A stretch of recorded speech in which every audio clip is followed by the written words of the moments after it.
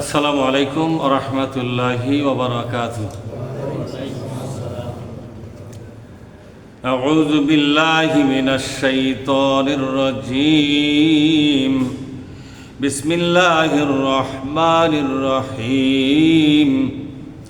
আলিফ লাম মিম সাদ। কিতাবুন উনজিলা ইলাইকা ফালা ইয়াকুন ফি সাদরিকা হারাজুম মিনহু লিতুনজিরা বিহি ওয়া যিকরা লিল মুমিনিন। আমরা আল্লাহর দরবারে শুকরিয়া আদায় করি, বলি আলহামদুলিল্লাহ।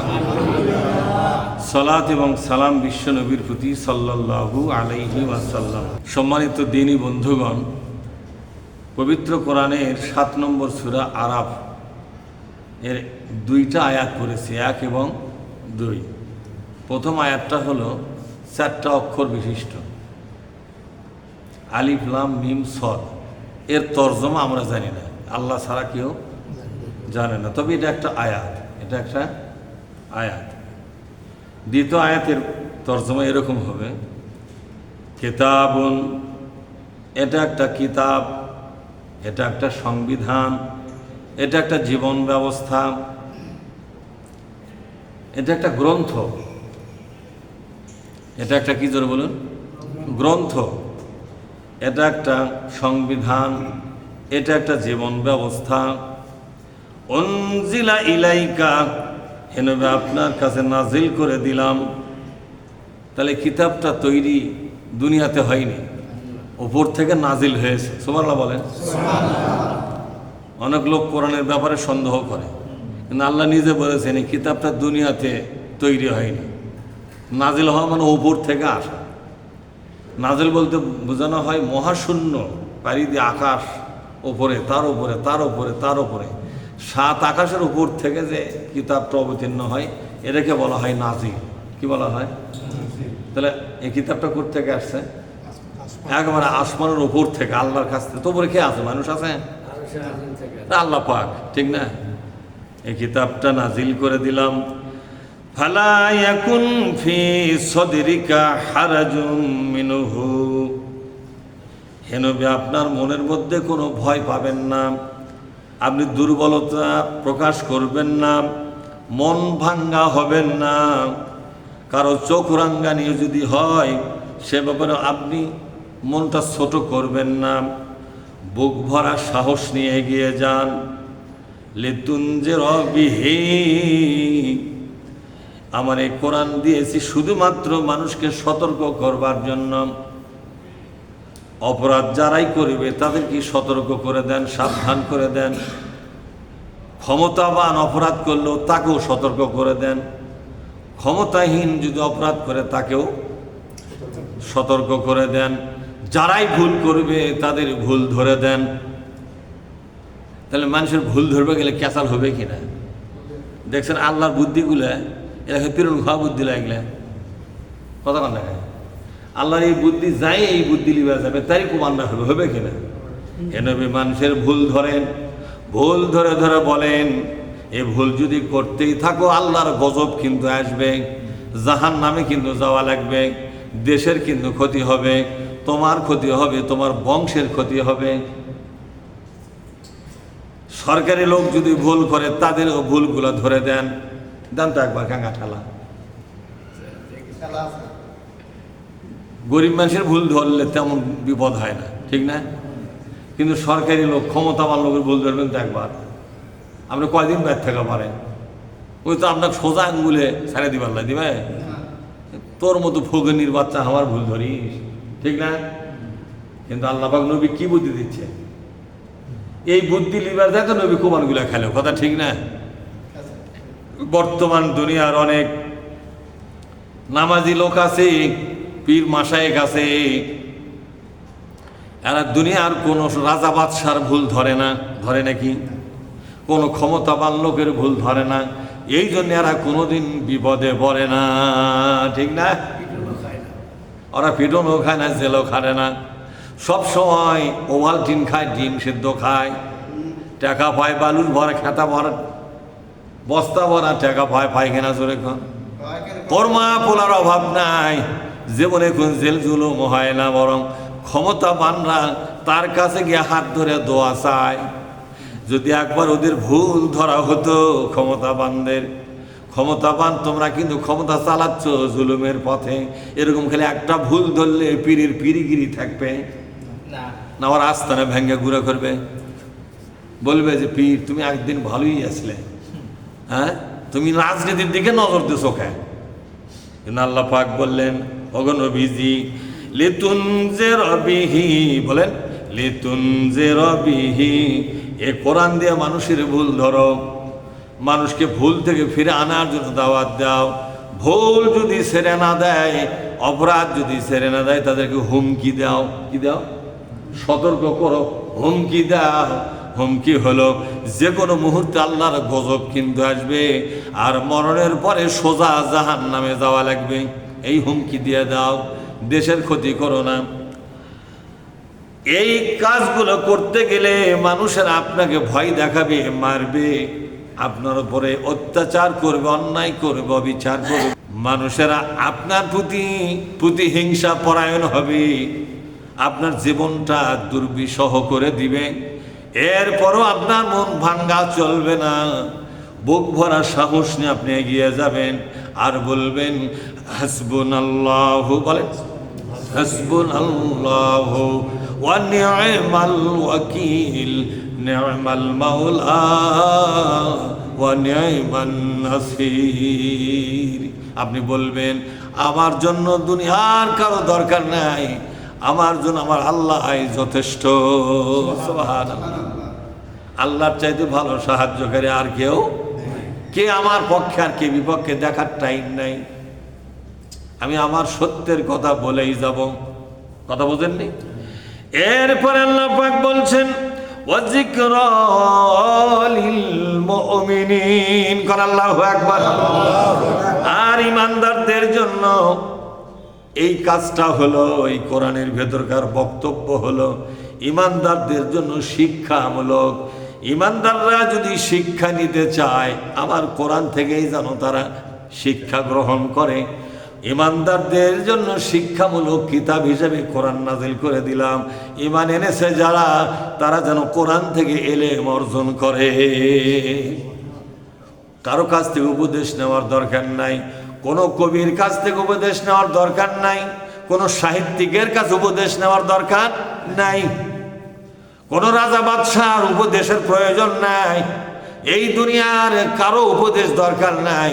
ইমানদারের জন্য পুরা কোরআনটাই উপদেশের ভান্ডার বানাইয়া দিলাম। তারা যেন কোরআনটাকে পড়াশোনা করে। কোরআন বুঝে পড়া হলো ফরজ ইবাদত, আর কোরআন না বুঝে পড়া হলো নফল ইবাদত, ঠিক না? কোরআন যদি না বুঝে পড়েন, এটা হবে আপনার জন্য একটা নফল ইবাদত, আর যদি বুঝে পড়েন তাহলে নফলও হলো ফরজও হলো। কোনটা ভালো? বুঝে পড়ার মধ্যে নফলও হলো ফরজও হলো।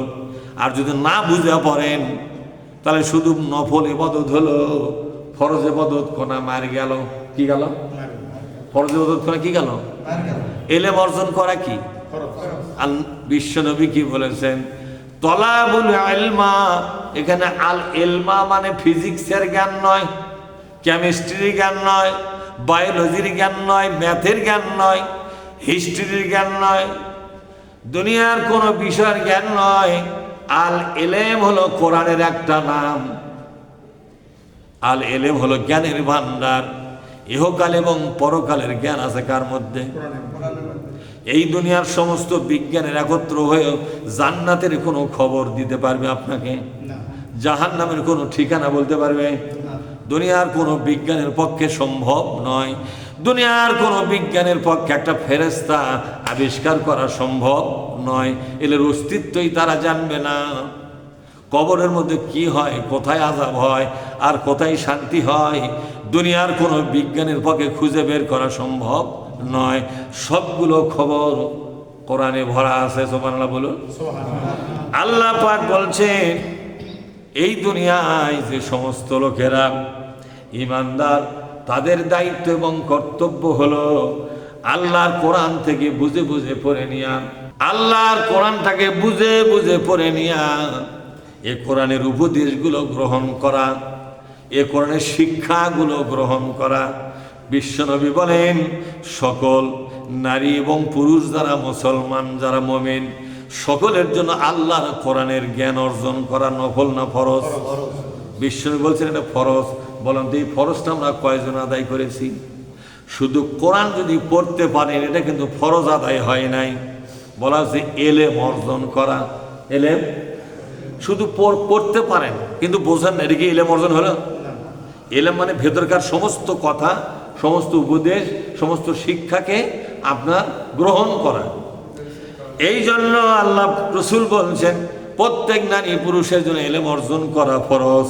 3 নম্বর আয়াত সূরা আরাফের মধ্যে আল্লাহ পাক বলে দিলেন, ইত্তাবিউ মা উনজিলা ইলাইকুম মির রাব্বিকুম ওয়ালা তাত্তাবিউ মিন দুনিহি আউলিয়া।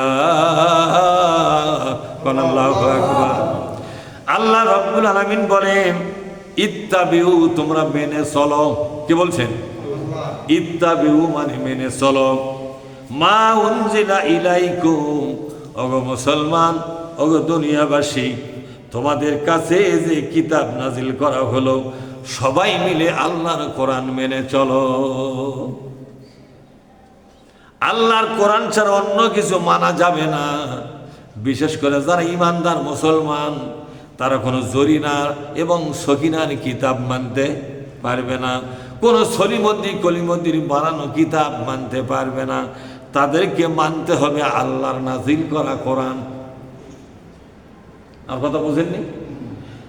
এখন আসেন, এই কোরআন কি শুধু ব্যক্তিগত জীবনে মানবেন, শুধু ধর্মীয় জীবনে মানবেন, না রাজনীতির জীবনেও কোরআন মানবেন? বলেন।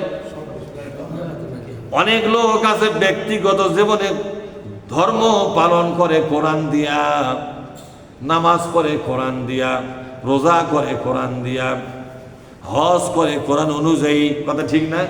জিকির আজকার করে কোরআন অনুযায়ী, রাজনীতি করে কোরআন বাদ দিয়া। এরকম লোক আছে না নাই? এই সংখ্যা কম না বেশি?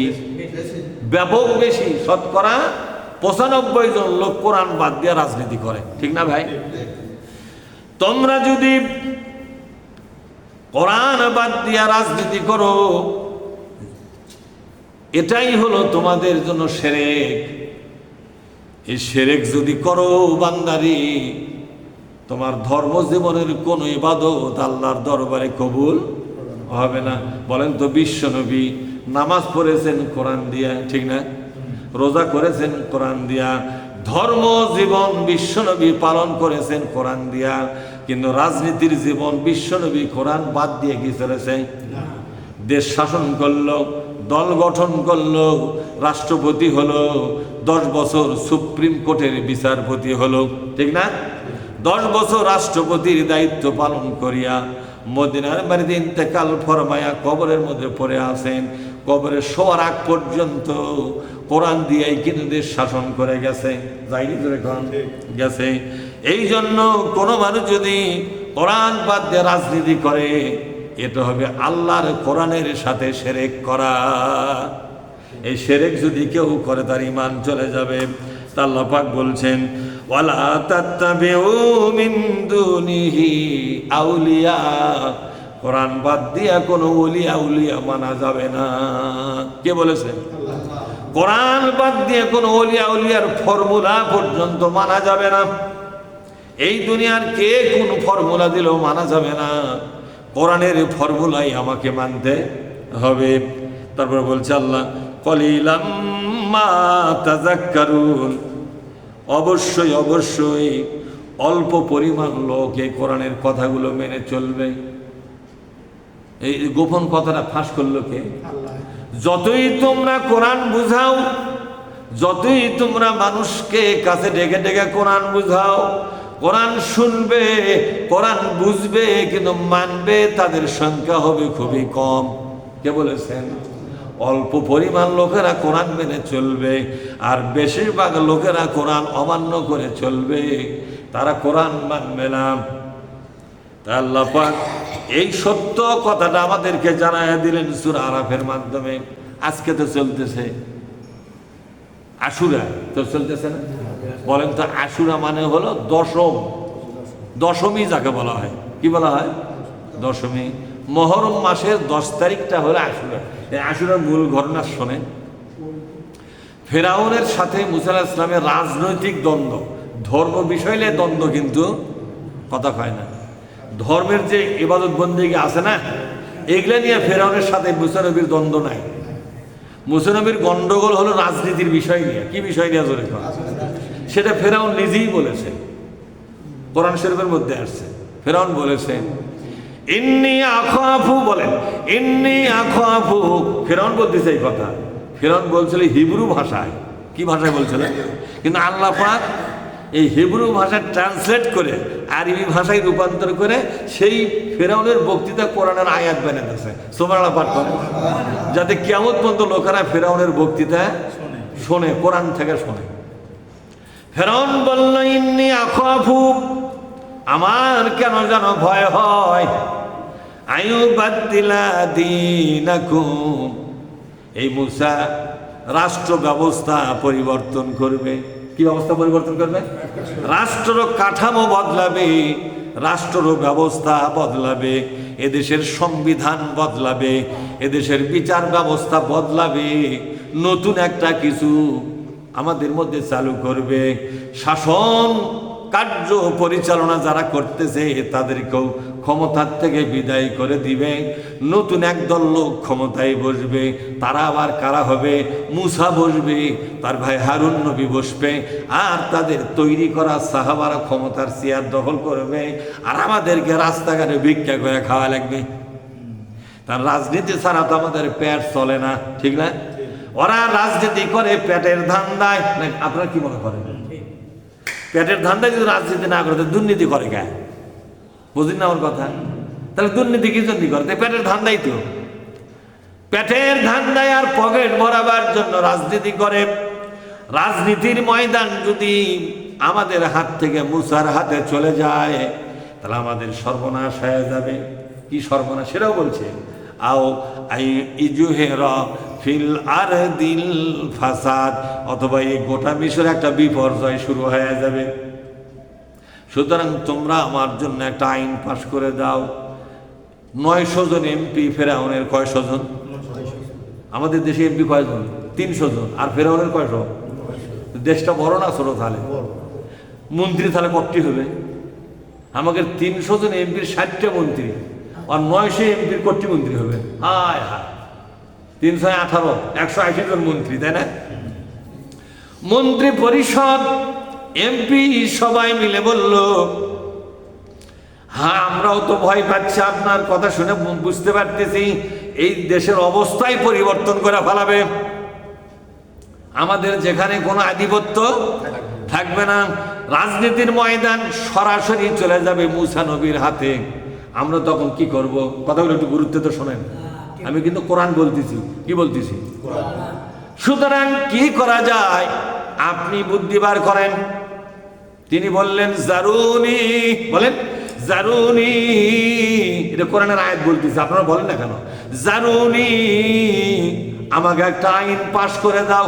জারুনি মানে আমাকে একটা আইন পাশ করে দাও, একটা বিল তোমরা পাশ করো। সংসদে বিল পাশ হয় না? এ কোরআন মানুষকে শ্রেষ্ঠ রাজনীতিবিদ বানায়। জোরে কোন ঠিক না ব্যাঠি? এ কোরআন মানুষকে শুধু ধার্মিক বানায় না, শ্রেষ্ঠ রাজনীতিবিদ বানায়। এই কোরআনের সব কথা না আমাদের কথা নয়, রাজনীতিবিদ হওয়ার মতো যথেষ্ট জ্ঞান এবং প্রজ্ঞাপূর্ণ কথা কোরআনে ভরা আছে। কোরআনের এবার দক্ষতা অর্জন করবেন, রাজনীতি বুঝবেন না, এটা পাগল। কথা ঠিক না ব্যাটি? এটা পাগল। এদের তো বলবে যারা কি বসে, আরে একবার আসিস না, কি বুঝি দেখা দেবো। কথা ঠিক না? তোরা কত খাই বুঝে, আমরা কত দেখা দেবো। খালি আমরা তো গোটা বাংলাদেশি শাসন করবো, সেই যোগ্যতা বসে আছে। খালি সারিয়া দেয় দেখ, খালি আর স্যারে তো দেবে না, আমরা কাইরিয়া দেবো। ওরা দেবে না স্যারে, আমরা নেবো কাইরিয়া। কথা ঠিক না? ওরা দেবে না স্যারে, কিন্তু আমরা নেবো কাইরিয়া। তা তো আমাকে 2-4টা লোক মরবে। কথা ঠিক না ব্যাটিং? বাইরে আমার আল্লাহ তাআলা বলছেন মিশরের জাতীয় সংসদে প্রস্তাব দিল, একটা বিল নিয়ে আসলো। বিলের কথা আল্লাহ কোরআনে দিয়েছে। ফেরাউন বলল, জারুনি, আমার একটা বিল তোমরা পাশ করে দাও। বিলটা হলো মুসা এবং তার দলের সবগুলো লোক আমি হত্যা করব। হুজুর নিধন প্রকল্প। কি নিধন? হুজুর নিধন প্রকল্প। দেখছেন কত বড় প্রকল্প হলো স্যার।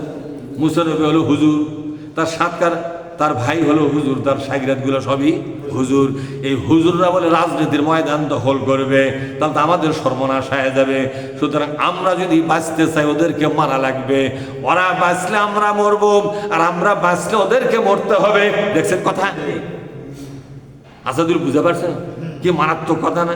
ফেরাউন বলল, ওদেরকে যদি আমরা মারতে পারি তাহলে আমরা বাঁচতে পারবো। আমাদের বাঁচার জন্যই, আমাদের ক্ষমতার জন্যই হুজুর মারা লাগবে। যে হুজুরেরা রাজনীতির ময়দান দখল করতে চায় তাদেরকেই মারা লাগবে, আর যে হুজুরেরা রাজনীতির দিকে নজর দিবে না ওই হুজুরদেরকে সহযোগিতা করা লাগবে। বাংলাদেশে এটা হচ্ছে কি হচ্ছে না? একদল হুজুর সহযোগিতা পায় সরকারের, আর একদল হুজুর ফাঁসির দড়ি দিয়ে ঝুলতে থাকে। একই সরকারের দুই চরিত্র। একদল হুজুরকে একেবারে সহযোগিতা দিয়া, চিকিৎসা দিয়া, ফ্রি দিয়া, খিলে দিলে একেবারে কুরবানির গরুর মতো করে নাদুস নুদুস করে রাখতেছে। আর একদল হুজুরকে খুঁজে বেড়াচ্ছে, মলবি গেল কোথায়, ধরে বসান দে। কতক্ষণ ঠিক না ব্যাঠি? এবার বিল পাশ হয়ে গেল। আক্তুল মুসা, বলেন আক্তুল মুসা, বিল পাশ হয়ে গেল যখন, এটা কিন্তু বিল পাশ হলো ফেরাউনের রাজদরবার, জাতীয় সংসদে। বাহিরের কোনো লোক জানে না সংসদে আজকে কি পাশ হলো, জানে? রুদ্ধদ্বার বৈঠক। কি দ্বার? রুদ্ধদ্বার বৈঠকে পাশ হয়ে গেল, যাতে সংসদের ভেতরকার কোনো খবর বাইরের কোনো লোক যেন না জানে। গোপনে কামটা তারা সারল। যতই গোপনে কাম সারো, কেউ যখন না জানে তখন জানে কে? সুবহানাল্লাহ বলো। আল্লাহ পাক বিকাল বেলা জিবরিল ফেরেশতা পাঠায়া দিলেন। সুবহানাল্লাহ বলেন। ও মুসা, নিজের দলের সবগুলো লোক নিয়ে মিশর ছেড়ে চলে যাও। আজকে দশমী, মুহররম মাসের দশম রাত শুরু হচ্ছে। সন্ধ্যা থেকে তোমাদেরকে হত্যা শুরু করবে।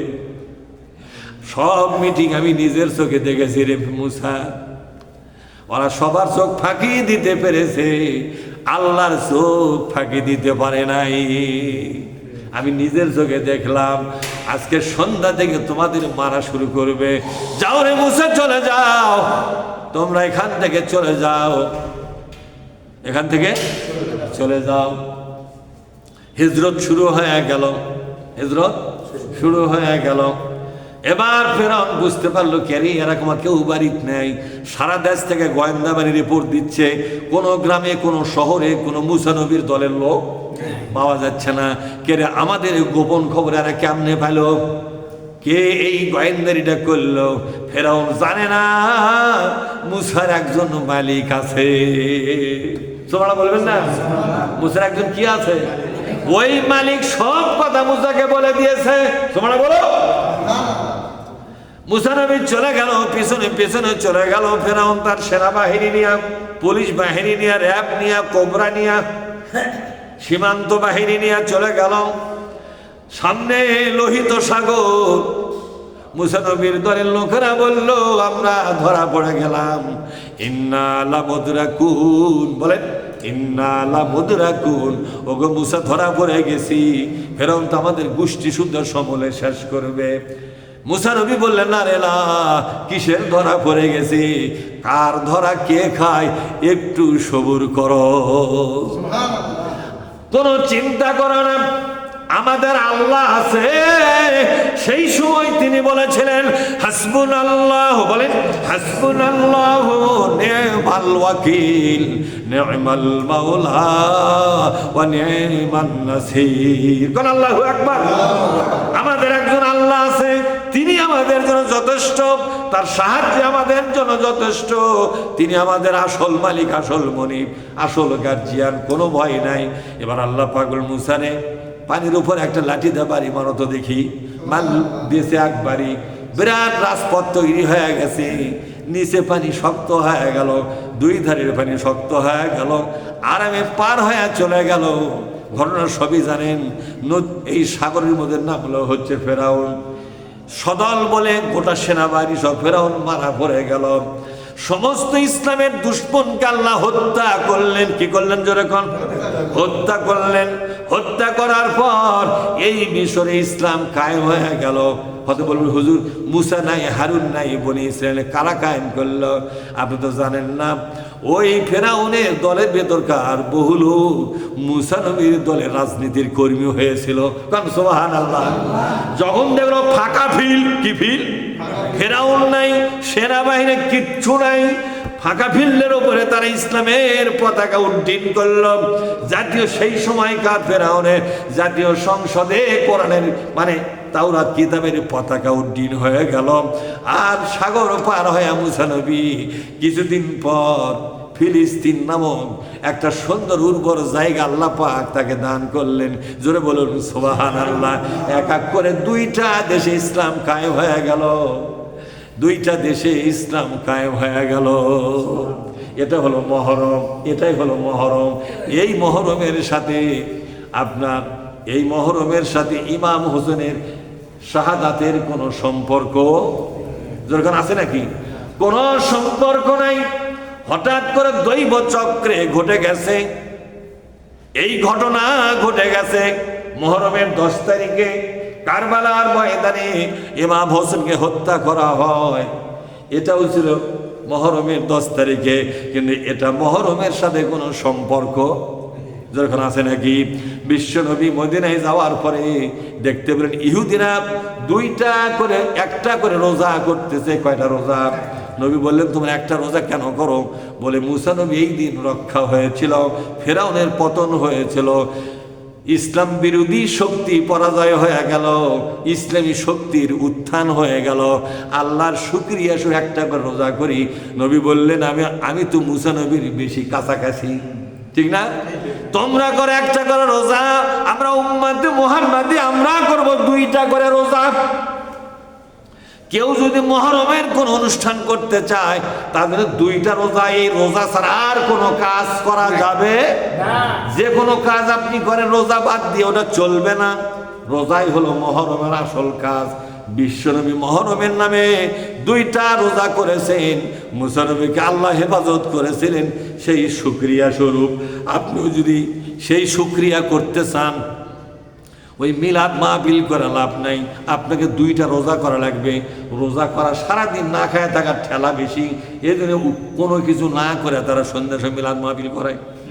ওরা যে কোনো খাদ্যি নাই, খালি খাওয়া, খালি কি করে খালি খাওয়ার পরে গেছে আমরা। সম্মানিত ভাইয়েরা, এই হলো মহরমের শিক্ষা। এই হলো কিসের শিক্ষা? ধরে এই হলো মহরমের শিক্ষা।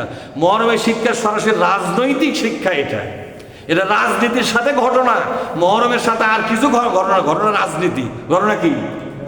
একটা রাজনীতির পতন আর একটা রাজনীতির উত্থান। বলেন তো কোনটার পতন?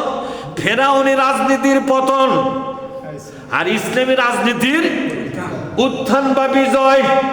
এই বাংলাদেশে মহরমের সেই দিনই শিক্ষা কার্যকর হবে যেই দিন বাংলাদেশে মানুষের আইনের দলপাটিগুলো পরাজয় বরণ করে নিশ্চিহ্ন হবে আর ইসলামী শক্তি রাষ্ট্র দখল করবে। রাষ্ট্রীয় ক্ষমতায় ইসলামী শক্তি বসবে যেদিন, সেই দিন আমাদের দেশেও মহরমের শিক্ষা কার্যকর হবে। আমার কথা বোঝেননি? ওই যে তাজিয়া তৈরি করা, পিতর চাবুক মারা, এগুলা মহরমের শিক্ষা। এগুলা অতিরিক্ত জোড়া চালি দিয়েছে এগুলা মহরমের সাথে। এগুলা মহরমের কোনো কাজই নয়। মহাবিশ্বের মালিক আমাদের সকলকেই এই কথাগুলো বুঝবার তৌফিক দিন করেন। আল্লাহুম্মা আমিন।